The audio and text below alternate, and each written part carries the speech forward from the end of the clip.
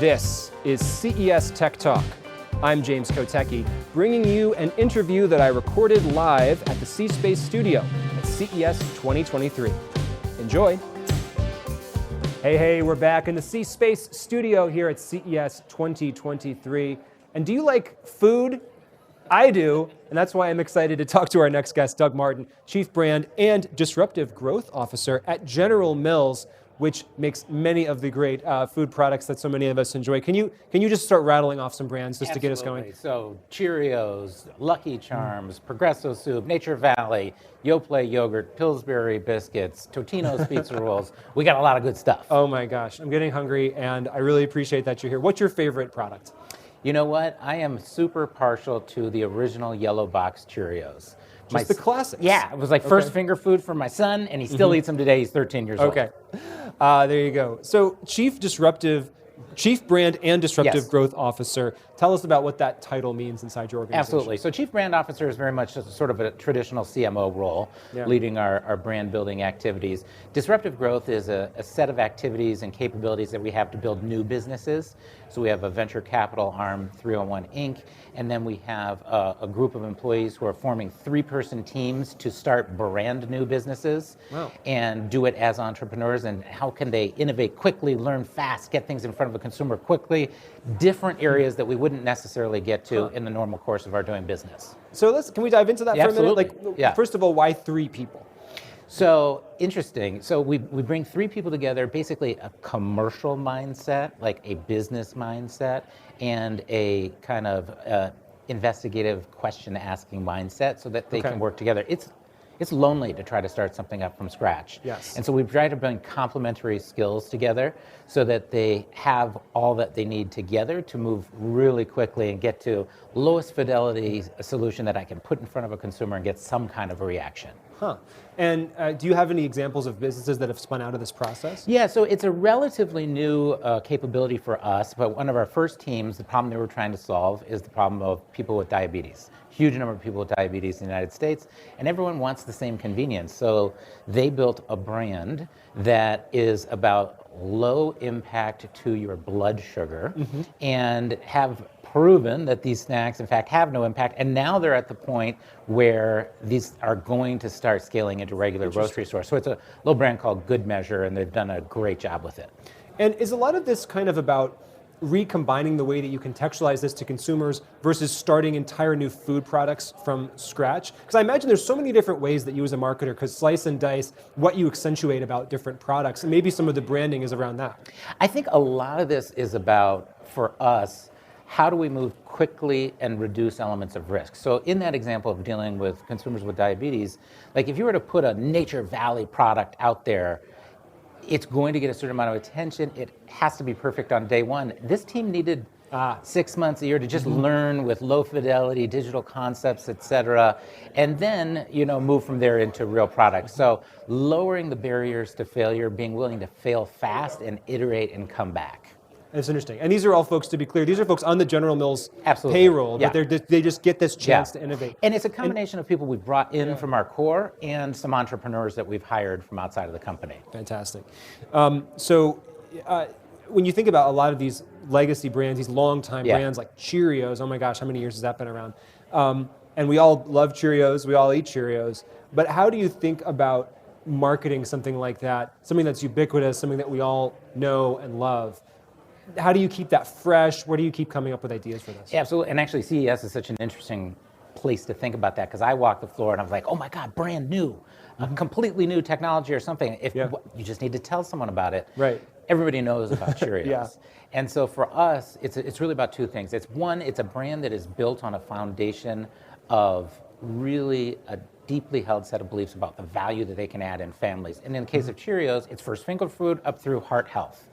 And then it's finding new and emotionally resonant ways to connect with consumers on that journey. And then sprinkle in some new flavors, sprinkle in Cheerios Oat Crunch, which is a little bit of a new form factor, but it's staying consistent with a purpose-led brand and building year after year after year. I noticed in your bio that it says you're a leader who sometimes encourages discomfort and risks. Yeah. Is there something that you're currently feeling uncomfortable about? I feel uncomfortable about everything. That's my secret. No, I mean... You're like the Hulk, right? I'm always angry. I'm always uncomfortable. Exactly. What's my secret? Yeah, I'm always uncomfortable. That's a perfect example. No, I would say we have teams that are really, really good, really, really established at doing what they're doing. And all of our teams are also continuously trying to learn how to do it better. And so that creates a little bit of a discomfort. This world that we live in that's so digitally connected, it has really challenged some of our functional silos for a company that's been around 150 years. Yeah. So we're always finding new ways to cross those barriers. What is sales? What is marketing in a digital world with e-commerce? Luckily, we have great relationships in the company and we're tackling those barriers, but those are things that we always need to constantly challenge. One of the themes of CES this year are global challenges. Yes. So it's called Human Security for All. That's the Yeah. theme of CES, and we're talking about everything, including environmental security, health security, food security. Yeah. Is this a resonant theme with General Mills, and how does that play out for you? 100%. And obviously, there is no human security without food security.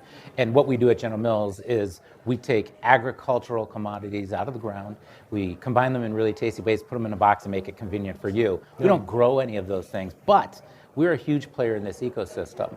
And so one of the things that we're really focused on is regenerative agriculture. And it's a little bit tricky because it's sort of like a what is that term for the common person? But basically, if we are farming in a way that is stripping away topsoil, then we will run out. I mean, that is the dire truth. And so General Mills is working on converting 1 million acres to being farmed regeneratively. So it's farmed in a way that you're putting nutrients, minerals, and health back in the soil. Yeah. And that has to also live within an ecosystem, within a watershed, within an ecosystem of agriculture that supports itself. So, that's something that's really, really important to us and that we're super focused on. You can just drive that trend because you're just a major buyer of these. We don't drive the train, but in the example, we buy more oats than anyone else in the world. Yeah. So if we start to work with oat farmers about how they're farming their oats, and we do a pilot and show them that this can be sustainable not only for the earth, but also to create economic sustainability for the farmer, then the people want to do the right thing. Yeah. And so we're just trying to help people understand the science,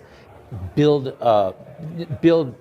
models that can show them this works, and then the acceptance comes with that. So it's more of a pull than a push. It's less of it's not a directive from on high that you must change this. Is there a prediction for it? You have such an industry that is just so part of everyone's day-to-day lives. Yeah. Do you have any kind of predictions or crazy ideas about your industry that people might think are wild but could actually come true? Kind of short term, I think what's winning in the United States right now is the click and collect model. Very convenient for the consumer. It's a relatively affordable model. We may or may not be heading into some kind of recession. But the problem that retailers find is that all those shoppers that they have in their store need to be there at the exact same time as all those people who are now employees picking groceries. And that's creating some traffic and some negative experiences. I think you're going to see a lot more dark stores where they're going to be drive up though. So it's not just a dark building. I think employees will be in there picking your groceries, you drive up, fulfill the order. I think that's a model that we're going to see. And then long term, there's been a lot of work going on to add robotics into the grocery store. Yep. And I think the focus early on has been in back of house, mostly because that's more of a controlled environment. But I do think long term, you're going to see robotics come into the front of house in grocery as well. And a place like General Mills is so obviously a good fit for that because ideally every single one of the Cheerios boxes that you make or Yoplait yogurts, it's exactly the same. So I don't have to worry about the ripeness of the banana. We are already starting to have to answer questions like, hey, the shape of this package, is this going to be grabbable by a machine? Look at the work that Kroger's partnering with Ocado on those automated warehouses, and something like a yogurt cup that is round and has a foil lid might not be the best thing to be grabbed by a metal arm. So these are questions we're going to have to ask ourselves.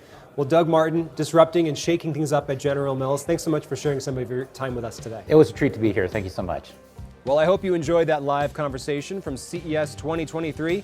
Look up the CES C-Space Studio for more conversations like that, and get even more CES at ces.tech. That's ces.tech. And of course, please subscribe to this podcast so you don't miss a moment. I'm James Kotecki, talking tech on CES Tech Talk.